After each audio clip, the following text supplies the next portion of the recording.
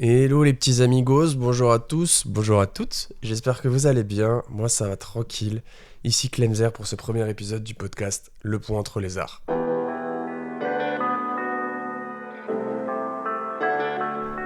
Le concept du podcast est simple, j'invite des artistes spécialisés dans un domaine pour parler d'un art qui n'est pas celui qu'ils pratiquent principalement. Quand j'étais plus jeune, j'ai regardé une interview d'un rappeur, This is la peste, qui parlait de littérature. Il conseillait de lire Martin Eden, et comme j'étais fan de lui, j'ai suivi son conseil, et ça m'a ouvert sur une activité, des auteurs vers lesquels je ne serais pas du tout allé tout de suite sans lui. Et avec le pont entre les arts, c'est ce que je veux faire, ouvrir la porte à d'autres disciplines, car tous les arts, pour moi, tous les arts sont connectés entre eux. Dans ce premier épisode, je reçois Faïk Sharaf, humoriste lillois depuis 5 ans, qui joue son spectacle depuis 1 an maintenant, et comme le veut le podcast, on parle évidemment pas de stand-up, ça il y a d'autres podcasts qui en parlent très bien, et je vous mettrai des liens en description, mais on parle de musique et son rapport avec celle-ci. Bonne écoute!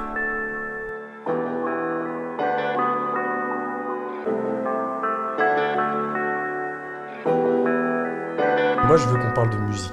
Je veux qu'on parle de musique. Toi c'est une passion, et on verra même plus qu'une passion à certains égards. Mais le premier truc un peu pour se mettre dans le contexte, c'est d'un peu de regarder ton rapport avec la musique et Ouais. comment toi t'arrives à la musique. Donc en fait, est-ce que t'écoutais de la musique à la maison quand t'étais petit? Quel type de musique? Ou est-ce que c'est un truc qui est venu plus tard? Parce qu'il y a beaucoup de gens qui commencent à écouter Ouais, la musique des darons. ouais. Est-ce que toi c'était un peu le cas? Moi, si je comptais sur la musique des parents, étant d'origine comorienne, mon père écoutait. En fait, on a un truc dans la culture comorienne, je sais pas pourquoi, mais à la maison, les parents, ils prennent des DVD ou des cassettes et ils regardent des mariages. D'accord. C'est un vrai truc, ils regardent vraiment des mariages comme s'ils savaient pas ce qui allait se passer, alors que le dénouement, c'est toujours le même. Et ils regardent des mariages et il y a les gens qui dansent et c'est toujours les mêmes musiques, les mêmes types de musique. C'est pas ce qui m'inspirait. Mais je pense que ça a été mon premier rapport avec la musique, c'était les musiques comoriennes. Ok. Et c'est un rapport qui m'a été un peu, entre guillemets, imposé. Mais après, ce qui a fait que je me suis intéressé à ça, c'est vraiment Section d'Assaut. Ah ouais? Section d'Assaut, là, les albums. Là, c'est les premiers artistes Ouais, que t'écoutes de toi-même. ouais. Ouais, on s'envoyait les. Bon, moi, j'avais pas encore le téléphone. Si, je crois que dès qu'on a eu un téléphone avec mes frères, on avait genre un téléphone pour trois. C'était les vieux téléphones où il y avait le jeu du serpent. Ça fait qu'on on devait toujours être genre à 20 mètres les uns des autres. Parce que il y en avait que un qui était joignable sinon. Donc on devait toujours rester proche des trois, genre, de celui qui avait le téléphone. Et on pouvait envoyer des musiques par Bluetooth. Ok. Donc on commençait à s'envoyer tous avec nos potes les musiques de section d'assaut. Tu vois les fichiers où c'est écrit genre casquette, pourcent, 20, tiré du bas, A, arrobase, L, apostrophe, E. Et moi, le premier son qui m'a un peu secoué, c'est casquette à l'envers. Casquette à l'envers? Casquette à l'envers de section d'assaut, c'était un hit. Ouais. Parce que c'était le son qu'on chantait au quartier. C'était vraiment le morceau qui. Après, il y a eu les morceaux comme Désolé. Mais Section d'Assaut, c'est vraiment je crois, les premiers morceaux que j'ai chantés, Ouais. que je connaissais par cœur.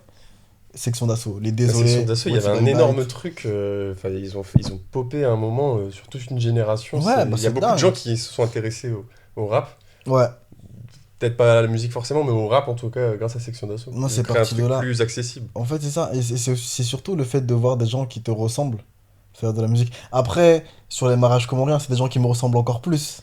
En Ouais, par principe. exemple, ouais, notamment Masca et tout. Ça... Ouais, de par son vécu, ouais. Ok, non, mais en vrai. Non, c'est Section d'Assaut. Et tu m'as dit, vous aviez le même téléphone pour trois. Ouais. Et est-ce que du coup, le fait d'avoir tes frères, ils influaient un peu sur. Vous faisiez découvrir des sons? Non, absolument pas. C'était toi l'instigateur un peu Absolument, même ou pas. même Je pas? sais même pas qui était l'instigateur. Mais je sais qu'on avait les mêmes goûts à ce moment-là. Ouais, C'est surtout, ça venait de notre grand cousin ok. qui commençait à écouter régulièrement. Et il nous envoyait les morceaux. Et ensuite, nous, on s'envoyait tous les morceaux avec nos petits potes au quartier. Mais c'est vraiment venu de notre grand cousin qui mettait les casquettes. C'était les snapbacks, il mettait des snapbacks un Ah, peu. lui, il était dans le full, Ouais, il était full un peu déguisement. comme ça, ouais. Et c'est venu de là. Et du coup, étant donné que c'est un truc qui est un peu ascendant, on a vraiment eu les mêmes goûts parce qu'il n'y avait pas, à l'époque, il n'y avait pas Spotify, il n'y avait pas le streaming, il n'y avait pas cette grande porte vers la découverte, ce qui fait que tu écoutais ce qu'on te proposait. Ouais. Donc on avait les mêmes goûts. Ok, et t'écoutais de la musique dans quel cadre? Genre, t'avais des écouteurs ou c'était Non, vraiment on un n'avait pas chant d'écouteurs, hein. Non, non, on était toujours comme ça sur le téléphone. Ouais, comme ça avec le haut-parleur du téléphone, on n'avait pas de... Les enceintes Bluetooth, non, non.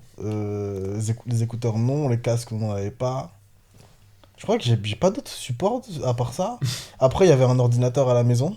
Ouais, Donc parfois, on regardait les clips à la maison. ok. Et surtout, à la télé, ça passait sur certaines chaînes. Là. Virgin 17, ces choses-là, là. Ils passaient les clips souvent. Ok. T'envoyais pas des SMS pour les dédicaces et tout, là? J'aurais trop aimé le faire. Ah ouais. Mais on se serait fait tuer. Wow. Je compte les centimes à la maison. Ah ouais, ouais. Tu fais 17 centimes pour voter À la pour... fin, la t'es facture, mort. tu vois le dépassement. Tu te faisais tuer après. Ouais, c'est compliqué. C'est mort. Mais tu parles de section d'assaut. Mais est-ce que du coup, toi, c'était full rap, Ouais. ton écoute? Parce que peut-être que par la suite, tu t'es ouvert un peu Ouais, mais sur en d'autres fait, types de musique. Mais est-ce qu'au début, c'était full rap au ou début, t'as direct eu ce truc d'écouter un peu tout non, non, non. Au début, full rap. Et il y a eu une ouverture à la musique classique. Après un peu la pop urbaine. Donc tout ce qui passait à la télé, ce qui passait en radio, les trucs qui venaient des États-Unis, etc. Donc c'était pas forcément du rap, mais c'était un peu la culture urbaine, donc la pop urbaine, le hip-hop, le R&B, toutes ces choses-là. Donc moi je mets ça un peu dans une case Ah, parce quand que c'est même un la peu musique R&B. lyrique. Ouais, un petit peu quand même. Mais après il y a eu une ouverture à la musique classique au collège avec notre prof de musique. Ah, quand même dès collège. Parce Ouais. que section d'assaut, c'était à quel âge? On était en genre en quoi? CM1, CM2 je Ah ouais, crois. quand même. Et après, le collège arrive, et je me souviens que on avait notre prof de musique, Monsieur Dufour. Nous on avait la chance de pas devoir chanter en cours de musique. Ah putain. Euh, et en fait, à chaque cours de musique, il y avait un petit peu ouais, c'était un petit peu d'histoire de la musique, etc. Et à la fin de chaque cours, il nous faisait écouter les œuvres. Et je me souviens que j'étais particulièrement touché par les œuvres. À chaque fois, je notais les titres, je voulais me renseigner, je posais des questions sur les compositeurs. Et je pense que mon attrait à la musique classique a commencé à ce moment-là. Parce que c'est vraiment une musique qui me touchait, qui m'apaisait. À l'inverse, du rap et la pop urbaine sont des musiques qui, pour moi, me stimulaient. Donc ça créait un truc actif où t'as envie de bouger, t'as envie de danser, t'as envie de chanter. Alors que la musique classique, c'est un truc où je pouvais me sentir plutôt passif et la consommer pleinement sans avoir besoin d'extérioriser ce que je ressentais en écoutant cette musique. Ouais. Parce que est-ce que ça a pas créé un peu un truc de la musique par moment? Tu sais, il y a des gens, j'ai l'impression, ils peuvent écouter de la musique énervée à Ouais, n'importe quel moment, tu vois. Avant ouais. de dormir, j'ai un pote, il met du Cache Criminel. Il s'en fout. C'est un psychopathe. Mais moi, j'ai vraiment des playlists très segmentées selon le moment de la journée, Ouais. selon le type de musique que je vais écouter. Et tu disais que t'avais pas de moment spécifique pour écouter la musique. Ouais. Mais est-ce que du coup, le fait d'avoir la musique classique et le rap, ça t'a... Il y a des moments où tu préfères écouter ça, tu préfères écouter ça. Aujourd'hui, Enfin, ou ouais, dès le moment où t'as commencé alors en à fait, en consommer. quand j'ai commencé à consommer la musique classique, j'en consommais que à l'école. Ouais. Donc j'avais pas le choix à l'extérieur. C'était vraiment en Ouais. cours de musique. C'était un moment particulier pour moi parce que j'attendais vraiment le lundi après-midi pour le cours de musique pour pouvoir écouter un peu de musique et découvrir de la musique classique. Donc non, j'ai pas pu. Et c'est venu très tard, le fait que je puisse en consommer de moi-même comme ça. C'est venu en seconde. Seconde, c'est venu. Ouais. Ah, parce que tu notais les titres Ouais, le j'ai lundi, encore, mais voilà. c'était pas trouvable en Non, bah téléchargement. non, tu pouvais pas. Tu pouvais pas.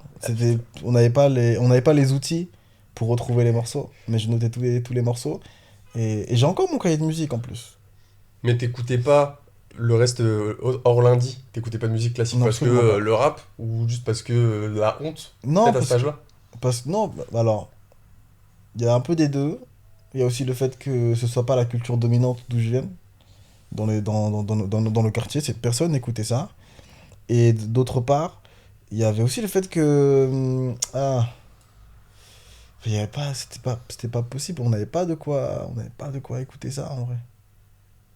C'était pas possible. Mais dès que j'ai eu un téléphone, parce que on a mis du temps, on a toujours un téléphone pour trois. Après, on est passé à un téléphone pour un, c'était incroyable. C'était incroyable. On est rentré à la maison, on a vu genre 3 téléphones comme ça, des petits Samsung où il n'y avait pas la caméra frontale. Alors que tout le monde commence à avoir la caméra frontale. Donc tu faisais des selfies comme as. Après tu faisais ton selfie, ah non, tu recommences, c'est mal cadré. C'était long pour faire des selfies. Ah, au bout d'un moment, t'acquiers l'expérience quand même. Ouais, au bout d'un moment, c'est bon. Parce qu'en fait, tu appuies, bref. Toi, maintenant, la caméra frontale, c'est un luxe, tu La regardes même caméra, pas. c'est bon. Tu me dis, c'est pas cadré avec la caméra frontale. C'est chaud. Et il y en a, hein. Ouais, ils sont pas cadrés. Il y en a, on les connaît. Mais c'est parti de là. Ah, Ouais, c'était je c'était pas la culture dominante d'où je venais. Donc, non, on n'écoutait pas de musique classique à l'extérieur. Ok. Après, il y a une curiosité qui est née parce que quand je regardais d'où je venais, en fait, on avait dans le quartier, chaque résidence avait un nom de compositeur classique. Donc, il y avait Ah. résidence Berlioz, il y avait résidence Debussy, il y avait résidence Chopin, résidence Ravel. Et Il n'y avait pas la résidence Maître Gims à l'époque. on peut la couper. On peut la couper. Enculé. Désolé d'essayer d'apporter du fun. Ouais, c'est bon, ça va, je te pardonne. Pardon. Non, mais il y avait. Et justement, en découvrant les cours de musique, et voir ces noms-là, ces noms de compositeurs-là, évoqués par le prof, j'ai commencé à m'intéresser, à me dire, mais attends, mais qu'est-ce qui se passe? Pourquoi est-ce que. Et en fait, je me suis rendu compte qu'on était si proche de la culture, on était vraiment dedans, genre, le nom de notre résidence, c'était un nom de compositeur, et on s'est jamais intéressé à ça. Ouais. Mais est-ce que du coup, en dehors de ça, tu faisais des recherches après ça? Après, à partir du lycée, ouais.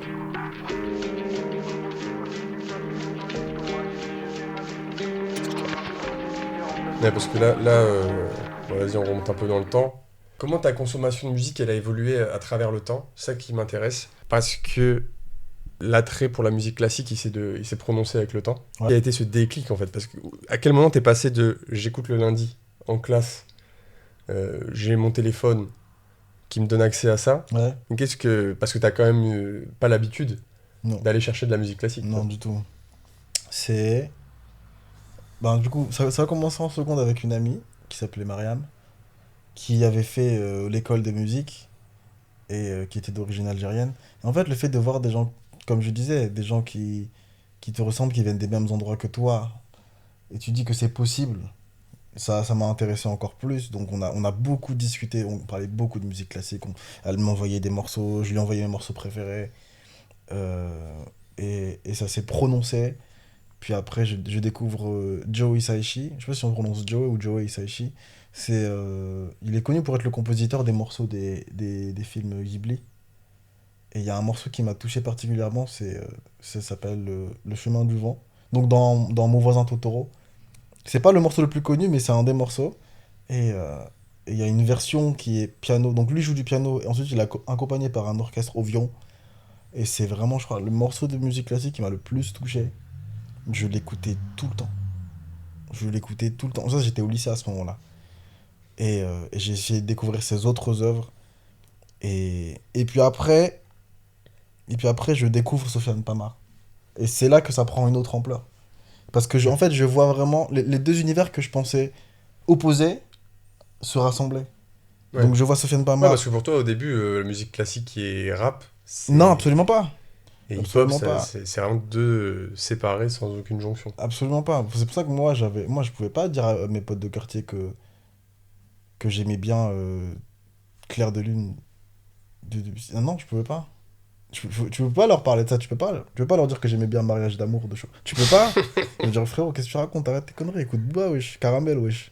Tu veux pas, c'est pas cohérent, ça rentre pas. Et là, découvrir Sofiane Pamar, et là, moi, c'est la collaboration avec Silla sur l'album Pleine Lune.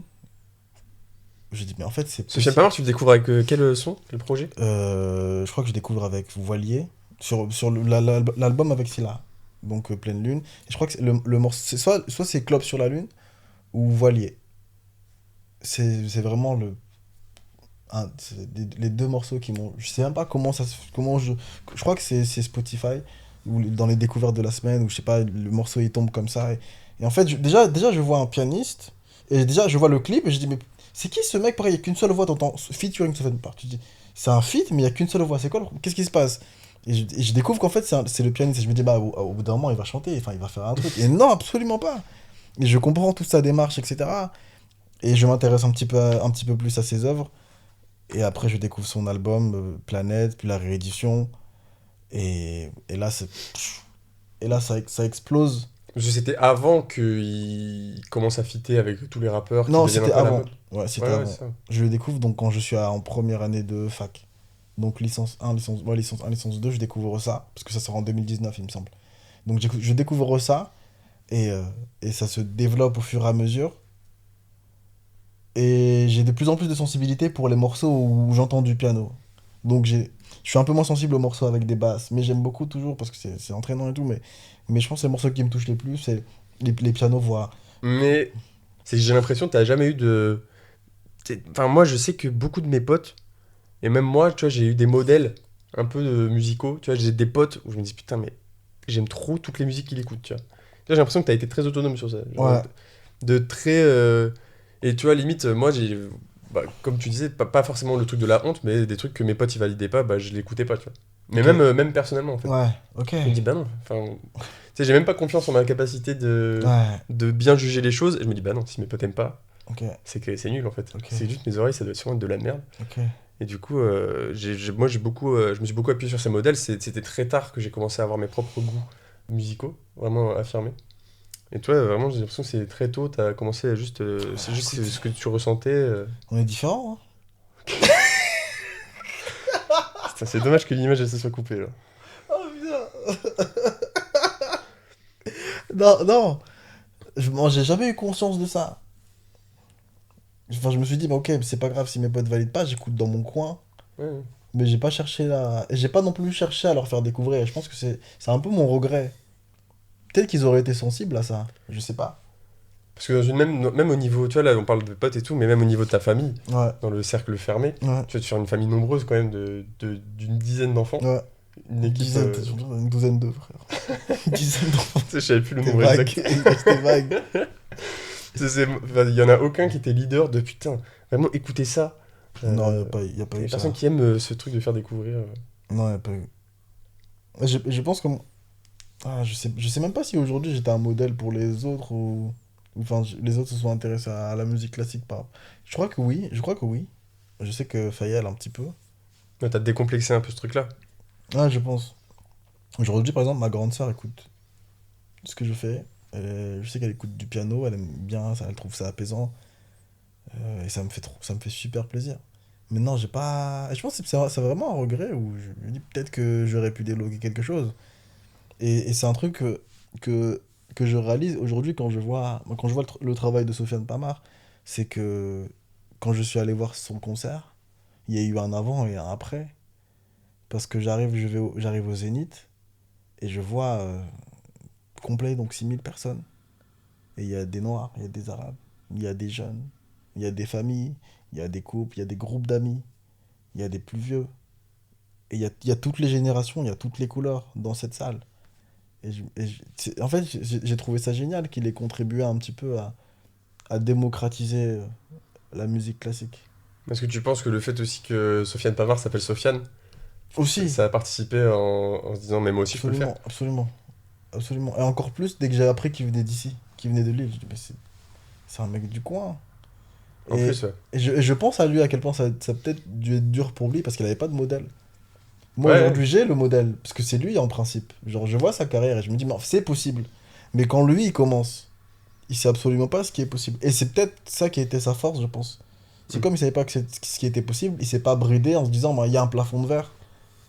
Ouais, il a Et, directement. et il est parti, il a fait. Et c'est incroyable ce qu'il a fait, c'est génial. Et il a vraiment laissé il a planté, ça a planté une graine en moi de voir son évolution.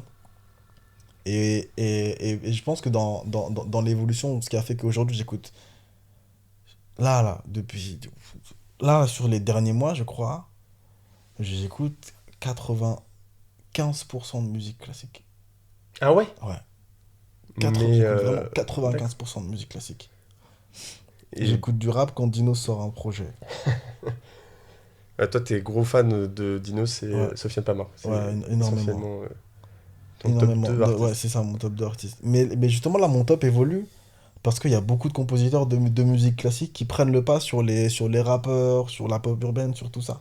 Ok, parce que du coup, tu digues des trucs un peu à l'ancienne ou t'as réussi à trouver d'autres Non, artistes que Sofiane? Ouais. non, c'est des contemporains. Les Scandinaves sont très forts. Donc t'as des noms un peu. Il y a Ludwig van Goradsson, je crois. C'est ça, c'est le compositeur de Oppenheimer. Euh, c'est des noms qui sont genre très durs à prononcer. Du coup, toi, ça t'arrive Il voir y a un des mecs comme film, Gabriel, ouais, tout le temps, d'entendre une musique et tout de le dire. temps. Je Shazam tout le temps. J'ai mon téléphone toujours avec moi quand je veux voir un film et je Shazam les musiques de films systématiquement. Systématiquement. Non, les compositeurs contemporains, et c'est des noms qui je peux pas manquer de respect à leurs noms, donc je vais pas essayer de les prononcer, mais les compositeurs scandinaves, je les trouve géniaux. Après, il y a un Italien que j'aime beaucoup, c'est Fabrizio Paterlini. Génial. Il a un style très, très calme, très doux, très lent, avec un piano assez doux. J'aime énormément. Et je pense qu'il fait partie de mes top 5 avec Sofiane Pamar. Ok. Mais t'as jamais ce truc de déception? Moi, je sais que ça m'arrive des fois de prendre une baffe quand j'entends une musique dans un film. Ouais. Et quand je la réécoute après, je suis, oh, pff, quand il meurt pas, c'est moins. Ah, Ça me prend moins. alors moi non. Moi non, parce que moi je connecte plus. En fait, j'en arrive à un point où je connecte plus avec la musique qu'avec la scène en elle-même. Je, pour moi, c'est ben, tu vois, moi c'est un petit peu l'inverse de toi. C'est la scène, c'est la musique qui donne plus de valeur à la scène et c'est pas la Ouais. scène qui est mise en valeur par la. Enfin, c'est pas l'inverse, tu vois. Ouais. Et du coup, quand tu re-regardes la scène sans musique, t'es un peu en Ça n'a mode. aucun sens. Oui. C'est vrai que c'est plus logique. Ça n'a aucun sens. Mais pour moi, je suis vraiment touché par les musiques de films, en fait. Ok. Et ouais, aujourd'hui, je peux pas. Enfin, systématiquement, quand je vais voir un film au cinéma, si je Shazam. Si Shazam ne fonctionne pas, je lance un mémo vocal pour, pour pouvoir écouter le morceau juste après et le retrouver. Ok. Ouais, t'as une stratégie, Donc, tout le temps, c'est imprenable. tout le temps. Putain, si on respectait vraiment les règles de ranger son téléphone. Mais je serai pas là, je pense. Bah justement, parce que je vois que tu meurs d'envie d'en parler depuis tout à l'heure. Non, je veux que tu parles, là, arrête. C'est que bon, T'es bête. t'as-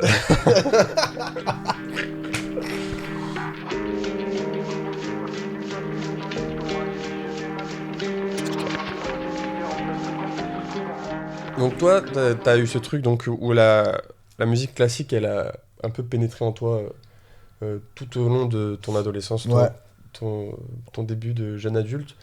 En parallèle, tu commences ta carrière de stand-upper. ouais, C'est ton activité principale, si on peut ouais, le dire. Et donc t'expliquer, je t'ai coupé parce que je voulais pas ouais. que que En tu effet. anticipes mes questions. Mais donc, est-ce qu'à un moment donné, qu'est-ce qui t'a donné ce déclic de commencer à en faire toi-même? Puisque toi, tu pratiques le piano. Ouais. Alors, c'est. Non, tu vois, Joe Hisaishi, sur les morceaux, sur les morceaux des compositions pour les Ghibli, je sais jamais comment on prononce. Genre, tu vois, je le prononce, mais genre. Ghibli. C'est Ghibli, Ghibli. Ghibli, je sais pas. Je sais pas comment on le prononce. Ghibli. Ghibli. Tu vois, je sais pas. J'ai pas envie que que les gens m'insultent après. Je sais pas comment le Ouais, prononcer. t'inquiète Je pas, fais le ce que je procès, peux. ce sera pour le podcast. Ce sera pas pour toi. C'est. Et en fait, en découvrant ces musiques de films-là, je me suis dit que je voulais faire de la musique qui puisse vivre avec des images. Je voulais faire de la musique qui puisse raconter quelque chose. Attends, parce que là, t'as passé des étapes, là. C'est quoi qui fait que, déjà, tu t'es dit, moi, j'ai envie d'en faire? C'est exactement ça. Ah ouais, C'est que directement. en fait, j'ai ressenti toutes ces choses-là en écoutant ces morceaux-là. Et j'avais envie de le faire ressentir aussi. Et parce que c'est quoi? Parce que toi, tu trouvais pas assez ton compte dans la musique qui existait déjà? Ou t'avais vraiment cette vision de ton Non, truc à toi, non, déjà? je voulais produire quelque chose. Et indépendamment de ce qui se faisait, parce qu'il y a des morceaux que j'aime énormément. Mais c'est vraiment, je pense que j'avais ce besoin. Parce que à partir du moment où, comme tu disais, la musique a pénétré en moi, je pense elle est restée pendant des années, elle a bouillonné, et à un moment donné, elle avait besoin de ressortir. Et c'est ça c'est comme ça que ça s'est manifesté, c'est que j'avais envie de composer des choses euh, pour les faire vivre. Et j'ai jamais voulu être juste interprète. J'ai vraiment voulu créer quelque chose tout de suite, dès le départ. Donc, comment est-ce que ça s'est fait? Si je peux en parler? Je peux en parler. Je t'autorise. Oh, très bien. Alors, donc on est au deuxième confinement, je crois. Donc là, j'ai un ordinateur. Je suis en troisième année de licence. C'est presque les vacances. On est en novembre. J'ai le Covid. Donc je suis tout seul dans mon appart à Lille et tous mes proches sont à Dunkerque. Parce que Covid, ils m'ont dit non, tu restes tout seul, frérot. Donc je m'ennuie énormément parce que les examens sont finis, je crois. Novembre ou décembre. Les examens sont passés. Donc j'ai rien à faire pour la rentrée. J'ai vraiment rien à faire. Covid, rien à faire. Et je parcours un peu le Mac et je découvre GarageBand. Donc c'est un logiciel comment on appelle ça, la MA ou la musique assistée par ordinateur, voilà. Et je découvre ça et je vois qu'il y a plein d'instruments qui sont intégrés dans la bibliothèque de son. Et moi, je me penche tout de suite sur les pianos et je commence avec le clavier, donc le clavier AZERTY de l'ordinateur, on peut jouer des notes. Et je commence comme ça à composer mes premiers... Je me souviens que j'avais fait la Marseillaise. Et à ce moment-là, toi, t'as aucune notion de solfège, de Zéro. notes, Zéro. de composition. Zéro. Donc là, on est il y a 2 ans et demi et j'ai toujours aucune notion là, alors on parle. Enfin, j'ai envie de dire les fondamentaux. Aujourd'hui, je sais ce que c'est un accord.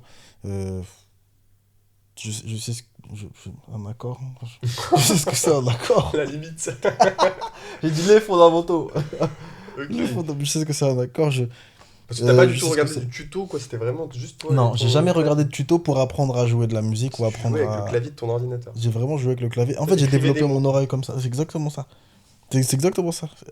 Ouais, c'est exactement ça. T'as tes partitions, c'est des fichiers Word avec des lettres. C'est exactement ça. J'ai commencé comme ça et j'ai développé mon oreille comme ça surtout. C'est le fait de ne pas connaître les notes. En fait, il y a un truc sur la mémoire de ok, j'entends cette note-là, ok, je sais que cette note-là, c'est à cet endroit-là que je dois appuyer. Donc je sais que ça va produire ce son-là. Et maintenant, aujourd'hui, ça se ressent sur le clavier quand je joue du piano. J'ai pas besoin... Je connais pas le nom des notes, mais au niveau de... Enfin, c'est vraiment une mémoire qui s'est développée. Cette note-là, ça va faire ce son-là. Donc je sais que quand je joue et j'improvise un truc, tac, tac, tac, si je reviens là, ça fait ça. Si je fais cet accord-là, ça fait ça et je peux repartir après. Et c'est Ouais. comme ça que j'ai... C'est un apprentissage beaucoup moins scolaire, en fait. Non, c'est mon scolaire. Et pour moi, ça a été beaucoup plus ludique. Je pense que c'est ce qui a fait que je me suis beaucoup amusé, ce qui a fait que je me suis bien accroché au piano, parce que j'avais pas l'impression de travailler ou j'avais pas l'impression d'être forcé à apprendre ou d'avoir des leçons à rendre, etc. Comme ça peut être le cas quand tu vas en école de musique. J'étais totalement libre en fait, et j'apprenais par plaisir, quand je le voulais, au rythme que j'avais choisi. Bah ouais, parce que je pense que si tu vas en école de musique, si tu fais un apprentissage très scolaire, tu dois avoir forcément un moment où t'as l'impression de stagner dans ton apprentissage, tandis que là, t'as pas de... C'est ça. Après, moi, c'est sur les témoignages que j'ai recueillis par rapport à ça. Beaucoup de gens qui ont fait des écoles de musique me disent qu'au bout d'un moment, ils ont arrêté, ils avaient plus envie de jouer parce que ils jouaient sous la contrainte. C'est parce que maman les avait inscrits, donc ils devaient aller tous les mercredis. Et au bout d'un moment, j'arrive pas à comprendre parce que moi, je trouve ça magnifique. Mais enfin, de leur côté, c'est plus le cas parce que c'est vraiment cette contrainte et ils ont associé ça à des émotions parfois négatives parce ils ont envie de faire autre chose, mais non, mais maman les inscrit et tous les... Et ils ont fait genre 10 ans de piano et aujourd'hui, je connais 3 4 personnes comme ça qui ont fait beaucoup de piano et qui aujourd'hui, non, ne veulent plus toucher un piano parce que... Ah ouais, parce qu'ils Ouais, pouvaient pas jouer les sons qu'ils voulaient, parce que ça c'est passait ça, par tel apprentissage qu'il faut que ce soit telle musique, parce qu'il y a tel accord qui c'est va les ça, entraîner, ouais. c'est ça. Et je voulais... Enfin, je savais pas que c'était cette réalité-là, mais je voulais vraiment être autonome et ça a pris du temps.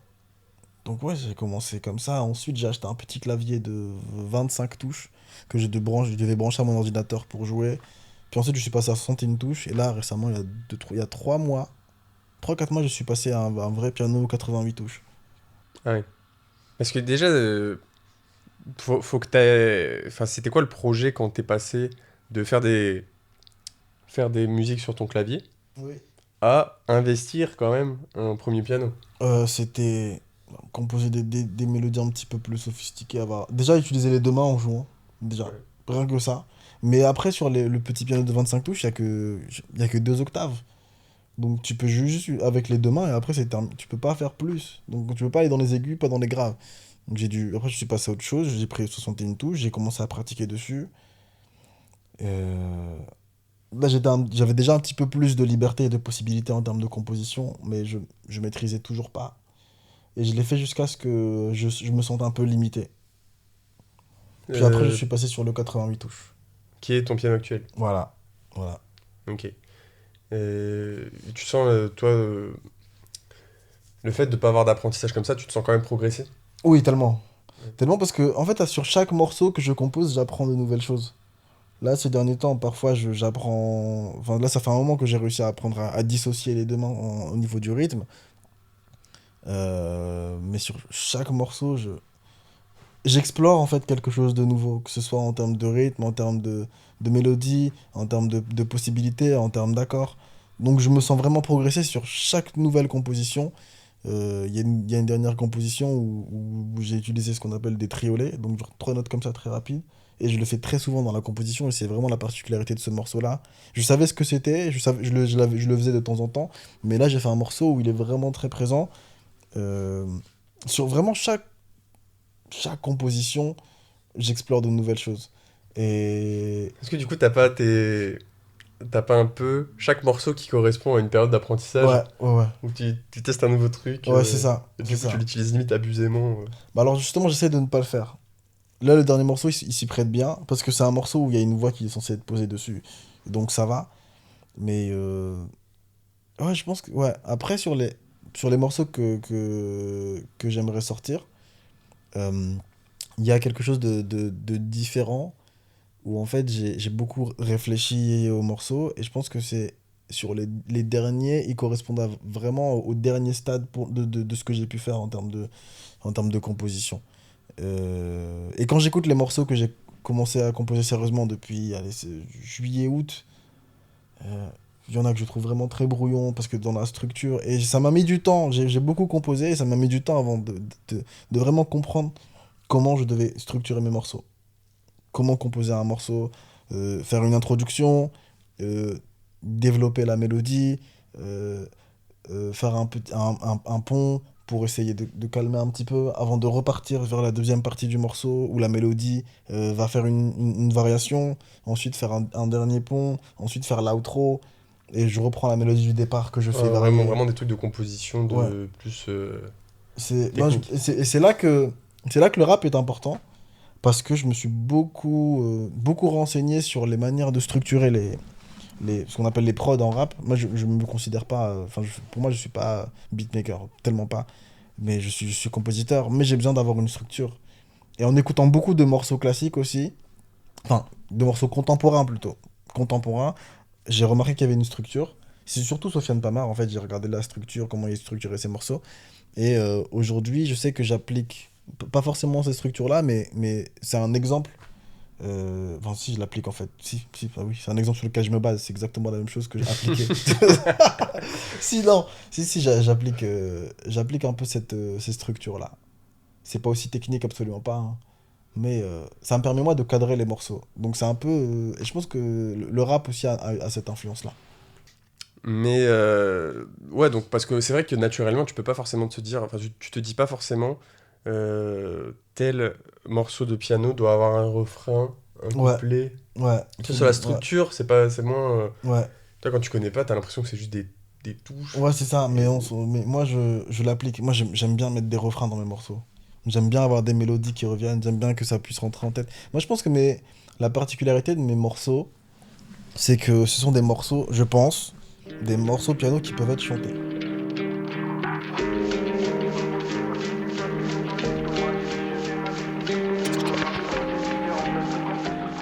Je veux repartir un petit peu en arrière.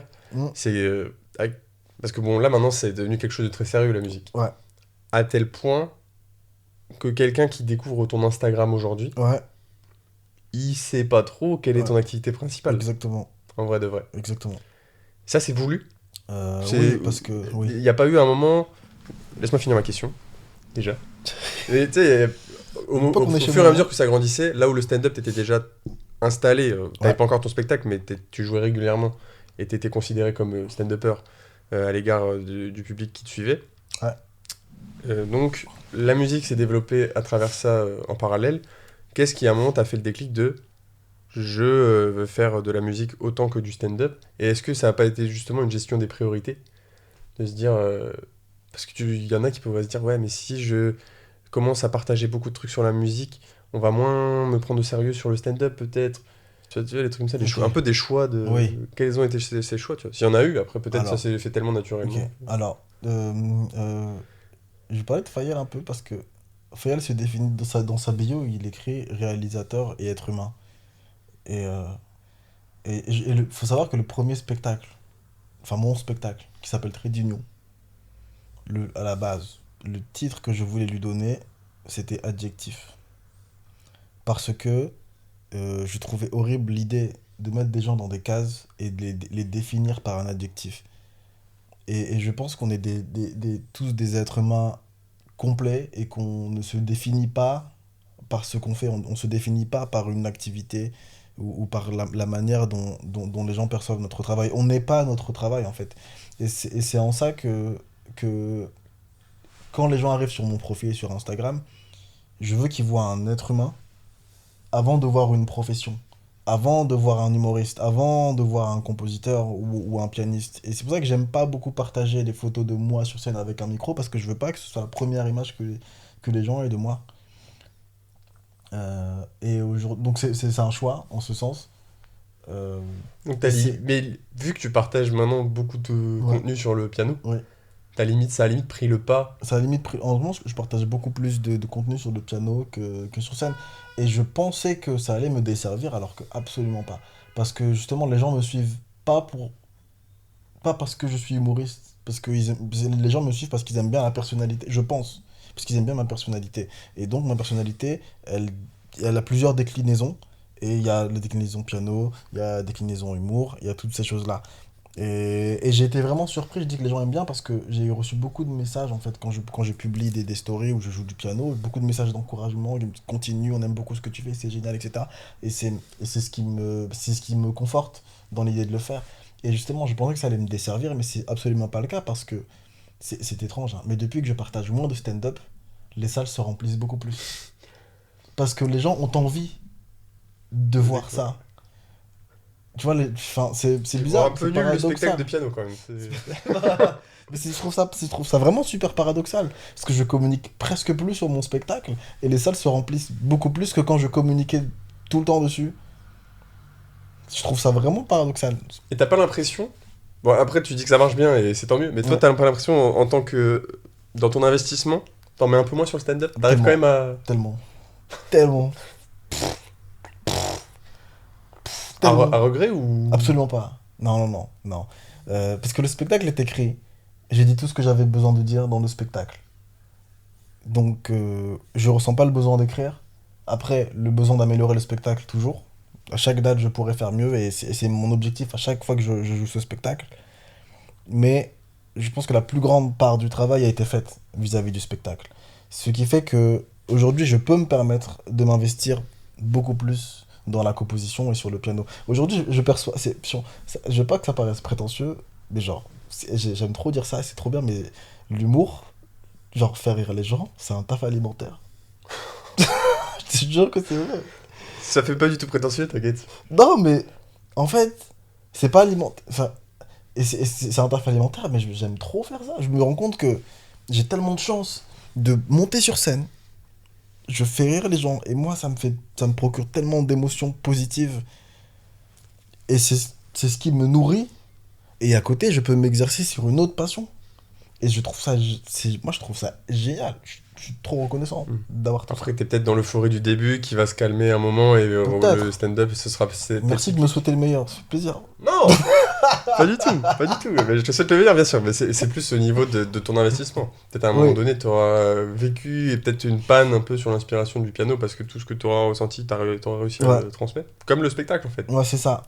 C'est que le spectacle, c'est une photo du faïk au moment Exactement. où tu l'as écrit. Ce faïk-là, bah, il bouge plus, quoi. Enfin, Ouais, mais ça, il il est est fixé une figé. photo.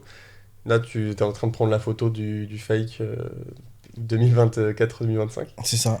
Et Et c'est fait ouais, là. c'est ça. Bah, justement, le projet est fait. Et après, justement, c'est en ça que c'est une photo, mais qui évolue un petit peu.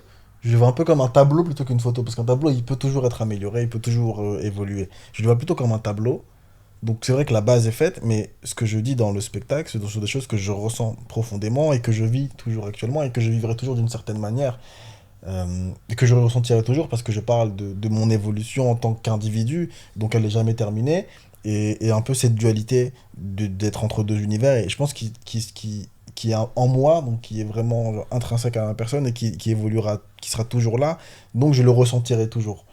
De l'autre côté, avec le piano, j'ai vraiment, avec le piano en fait, l'œuvre est figée. Hmm. Le piano, c'est plutôt une photo et le stand-up, c'est plutôt un tableau. Le piano, l'œuvre est figée. Ça y est, j'ai vraiment capturé les émotions que j'avais à ce moment-là, que ce soit sur l'amour, sur la famille, sur les proches, que je les ai vraiment capturées et je les ai recrachées, je les ai expliquées, je les ai retranscrites au piano et elles seront figées et elles seront toujours comme ça en fait. Ce sera toujours cette manière-là dont j'aurai exprimé ces émotions-là. Euh, Après, et il y a peut-être c'est- le truc en plus où, dans le stand-up, toi en tout cas, tu as cette volonté de parler de sujets qui te sont chers, oui, qui sont des sujets à la base sérieux, oui, et tu as cette contrainte avec le stand-up de oui, devoir l'adapter oui, à un format quand même pour que ce soit drôle, pour que ouais, les gens passent pas un mauvais moment. ouais, Tandis que le piano, tu peux laisser libre cours, absolument. t'as beaucoup moins de barrières, Et je pense. c'est en ça que. Parce qu'on me demande souvent en ce moment, est-ce que je veux choisir entre l'humour et la scène, enfin l'humour et le piano. Et j'ai dit, je pense pas qu'il faille faire de choix.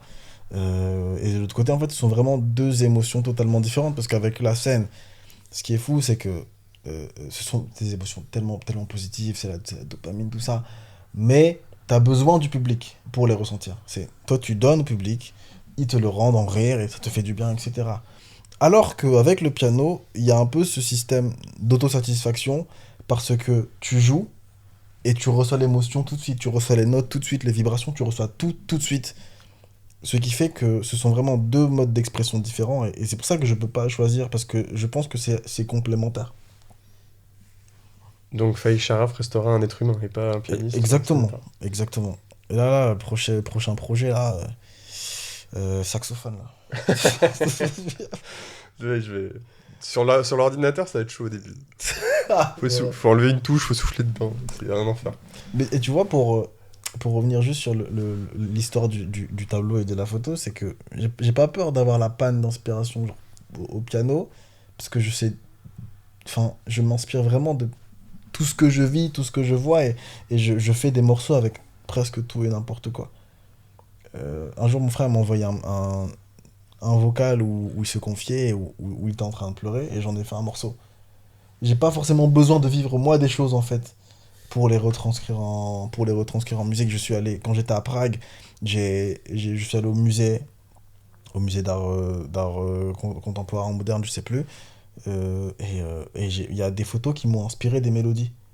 Donc j'ai pris ces photos-là, j'ai chantonné mes mélodies, et je sais que je les reprendrai, j'en ferai des morceaux plus tard.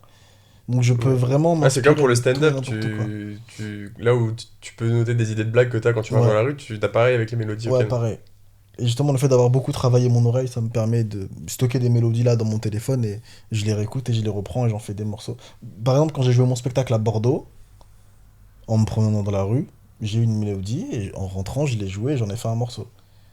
Ok. Donc j'ai même pas forcément besoin de vivre des choses fortes comme c'est le cas avec le stand-up pour les retranscrire, pour les retranscrire. Je peux vraiment partir de n'importe quoi. C'est beau. Et c'est la force du. Parfois, je peux même retranscrire les émotions des autres avec le piano. Alors qu'avec le stand-up, c'est pas le cas pour moi. Mais t'as déjà, pour être en full circle un peu, l'accent de merde, je comprends. Mais t'as déjà composé des morceaux suite à des scènes Autonomous. de stand-up? C'était quoi? Autonomous. Allez, Autonomous. ça c'est ça le problème. Tu peux répéter la question, Je s'il vais te plaît? devoir couper 10 minutes ou tu te fous de ma gueule en fait. Tu peux Mais répéter. est-ce que t'as déjà composé un morceau après une scène forte, tu vois? Une scène forte qui t'a inspiré de l'émotion, tu t'es... Bordeaux. En fait, le morceau de Bordeaux, ouais. J'avais le début de mélodie Ah, c'était à la scène... quand j'ai joué mon spectacle à Bordeaux. Ouais. J'avais le début de mélodie en semaine. Donc je le chantonne. Je commence un petit peu à poser et je suis bloqué, j'arrive pas à avancer.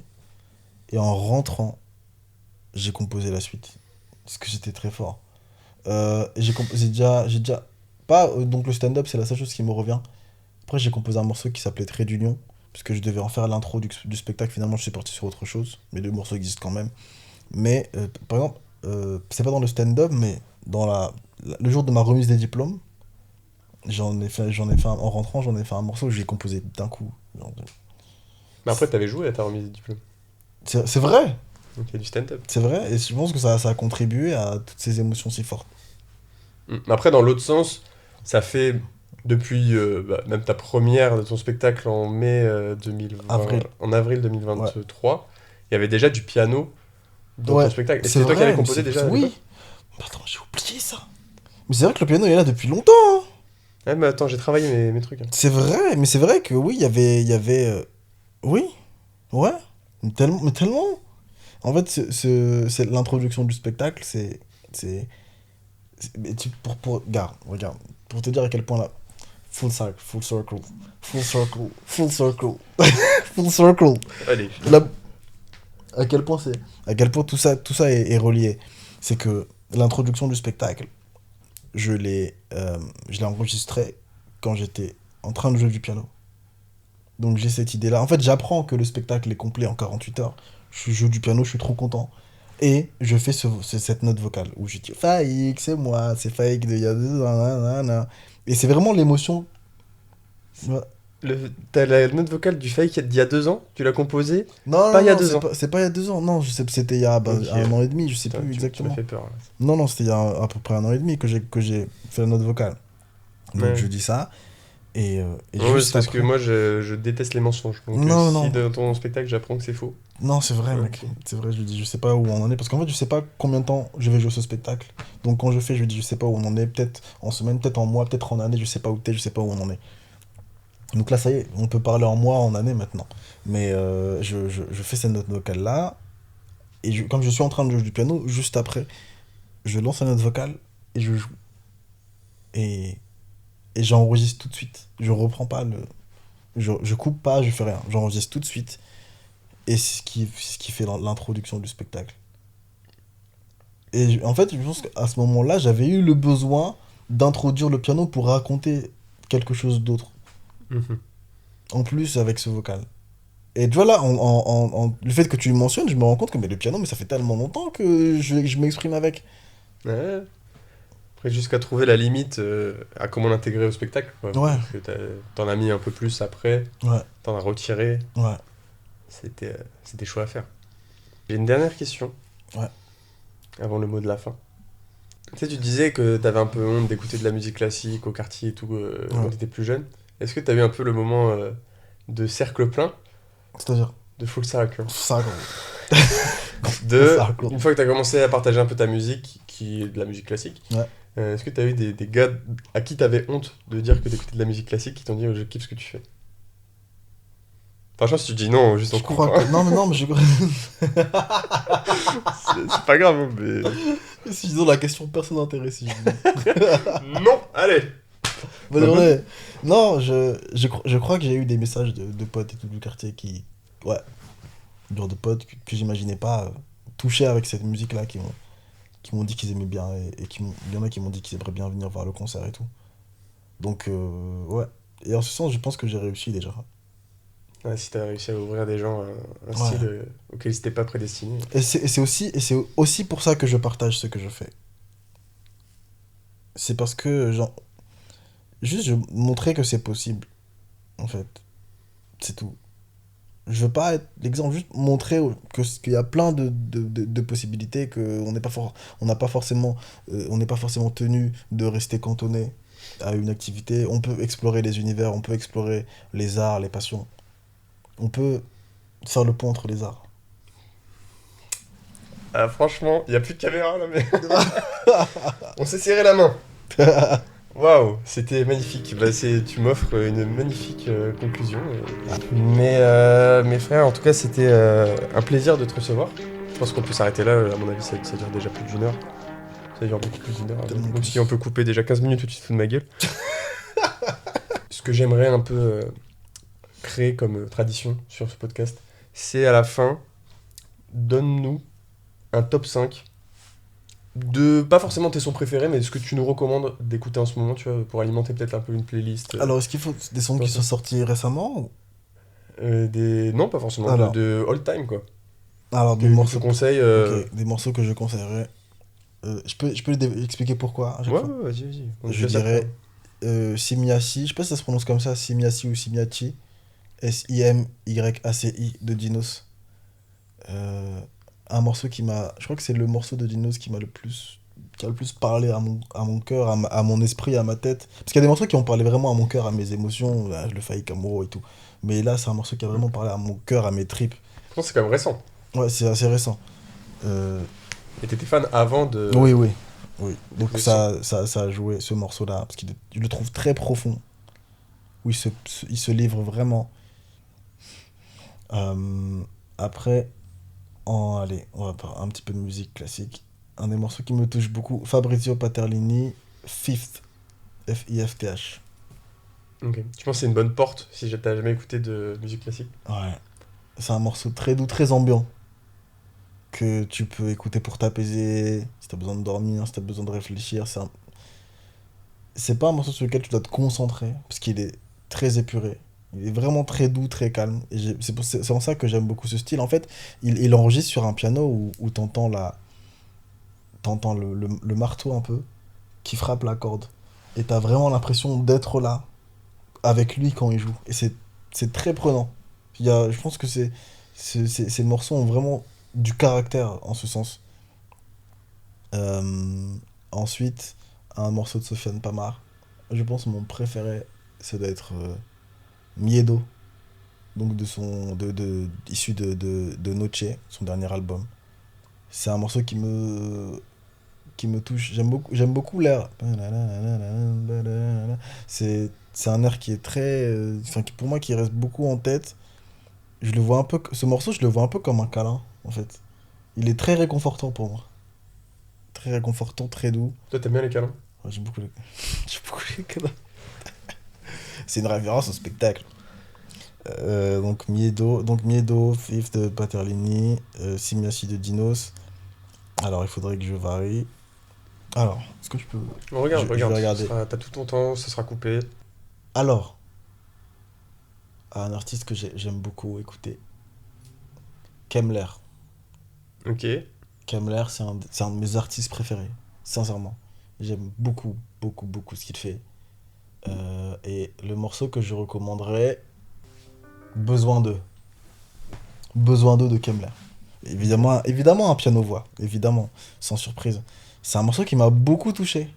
Où, en fait, moi, je suis vraiment touché dans les morceaux où les artistes se livrent, où il n'y a pas de filtre. Et c'est en ça que Kemler me plaît beaucoup, parce que c'est ce que je lui souhaite d'avoir, mais aujourd'hui, il n'a pas encore l'exposition majeure qui fait que ils doivent se poser la question de est-ce que je fais du mainstream ou pas. Il est vraiment dans ses albums, il est vraiment sincère. Et, et c'est en ça que sa musique me touche particulièrement. Donc, besoin d'eux, où il parle de ce dont il a besoin. Voilà. Mais il explore vraiment plein d'univers, enfin plein de facettes, plein de sentiments en fait à travers ce morceau, Besoin d'eux. Et le Autant dernier. lyricalement que mélodiquement. Ouais, ouais. Mais c'est là qu'il y a le pianiste dont je t'avais parlé tout à l'heure. Est-ce qu'il y aura son nom? Ah, il n'est pas cité, voilà. Voilà. Et alors, et après, allez, dans les sons, un son que je. Donc il y a eu deux morceaux de musique classique déjà. Dis un morceau de toi, wesh. De moi? Oui, oui. Allez. Un morceau de Même si après moi. on fait la promo dans tous les cas. Alors, alors je pense que un de mes préférés, c'est dur, hein. Je dirais Ambre. Ambre. Ambre. Je dirais Ambre. J'hésite entre Ambre et un peu beaucoup séparément. Ok. Mais je crois que je dirais plutôt Ambre. Ok. Ambre, je pense quand même que ça sortira avant le 1er avril, le Ouais. podcast. Sans que le projet sort le 5 avril. Voilà, donc bon. Ce sera en stand-by pour être dans Ouais. la playlist du Pont entre les arts. Mais Ambre. Ambre. Ambre qui est donc ton morceau préféré. Et je pense qu'on va pouvoir conclure cet épisode. On va Ouais. pouvoir conclure cet épisode. Les amis, bon, il n'y a plus de caméra. Bon, c'était le premier épisode, on fait avec les moyens du bord. Mais les amis, c'était un vrai plaisir de recevoir Faïk aujourd'hui dans le podcast. Le plaisir était pour moi. Ça ne pouvait être meilleur premier épisode qu'avec toi. Avec plaisir. Niveau actualité, puisque quand même, hein, on va faire un peu sa Ouais. pub. Faïk, donc t'as le projet qui sort le 5 avril. 5 avril. Ouais. Tu l'as dit, le projet On devient l'histoire qu'on se raconte, C'est ça. qui sera disponible sur toutes les plateformes de streaming. C'est ça. Tout. Toutes, même Napster. Tout. Ok, t'as Tout. pris. J'ai 0 auditeur sur Napster à l'heure actuelle avec mon premier morceau. C'est vrai? Ouais. Moi, on m'a dit qu'il était pas disponible sur Napster. Qui t'a dit? Marion. Arrête. Bah Marion, si t'écoutes ça, tu vas voir, on va te... hein. Ouais. On va faire l'effort. On va faire l'effort. Normalement, Voilà. ça devait être sorti sur Napster. Euh, Bah, c'est pour ça que j'ai 0 auditeur.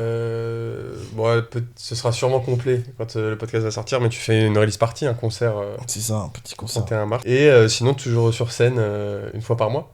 C'est ça. C'est Jus- ça. Donc là, on jusqu'en avril, juin. 26... Ouais, c'est ça. 26 avril, 19 mai, je crois, 21 juin. Je sais plus. J'ai plus les dates. Ça m'intéresse plus le Et. stand-up, ces gens. Ça y est.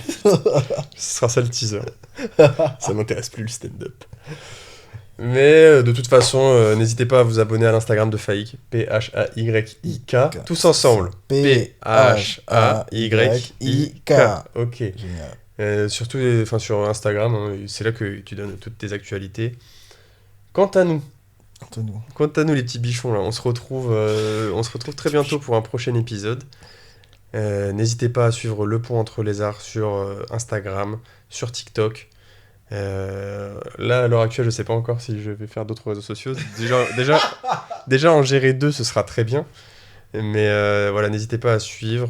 N'hésitez pas à mettre des notes sur les applications de podcast. J'imagine que c'est possible. Ouais, et à nous faire vos retours voilà, sur l'émission. Nous dire ce que vous en avez pensé. Et comme ça, on adaptera pour les prochains épisodes. Et peut-être qu'un jour, Faïk reviendra dans des conditions où on aura la caméra qui marche pendant tout le podcast. On Quand a ce hâte sera de devenu une revenir. multinationale. On a hâte de revenir. Mais en tout cas, merci frère, merci d'être venu. Merci à toi d'être venu avec ta valise et tout ton matériel. Allez, coupez les micros. Bisous.